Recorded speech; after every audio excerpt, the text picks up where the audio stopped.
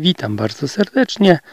Jak skonfigurować wzmacniacz sieci Wi-Fi, aby w całym naszym domu czy mieszkaniu sieć działała prawidłowo, aby router miał połączenie z internetem, wzmacniacz miał połączenie z routerem, a nasze urządzenia bardzo dobrze działały również z daleka od oryginalnego głównego źródła internetu.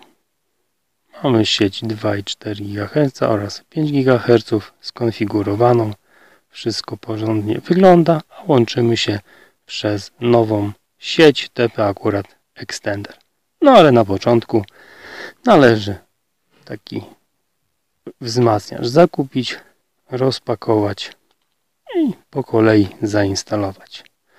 Według instrukcji wydaje się, że jest to bardzo proste, ale jednak kilka jest punktów, w których trzeba się zastanowić, czy skupić na tym, żeby zadziałało, bo nie do końca udało mi się za pierwszym razem to podłączyć. Router mamy elegancki, ładny, czysty, zapakowany. Wystarczy go niby na początku po prostu podłączyć do źródła zasilania, czyli do kontaktu. Instrukcja krótka, dosłownie 4 kroki.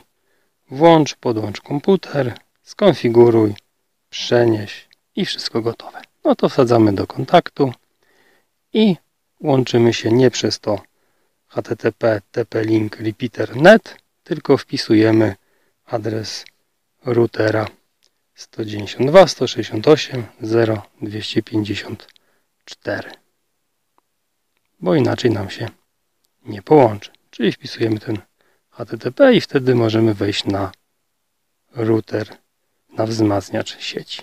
Pierwsze logowanie, a raczej ustalenie hasła, którym będziemy się logować do naszego repeatera, wzmacniacza sieci Wi-Fi i po chwili mamy już szybką konfigurację.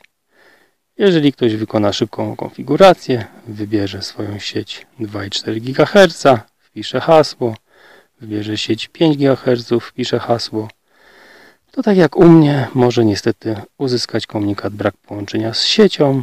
Trzeba sprawdzić w dostawcy internetu, czy nie są blokowane adresy. No, sprawdzam u siebie oczywiście. Akurat mam UPC. No i konfiguracja jest poprawna, a filtrowanie adresów MAC w sieci Wi-Fi jest to wyłączone, w związku z czym trzeba przejść na ustawienia ręczne i ręcznie sobie skonfigurować. Ręczna konfiguracja, nie szybka, automatyczna, ułatwia i jest prawidłowo. Wykonujemy te kroki, w związku z czym do kontaktu wybieramy repeater, wpisujemy konfigurację ręczną, jeżeli komuś nie zaskoczy automatyczna. Pamiętajmy, że jeżeli mamy repeater w pobliżu mikrofalówki, to mikrofalówka zakłóca całe spektrum 2,4 i nie działa.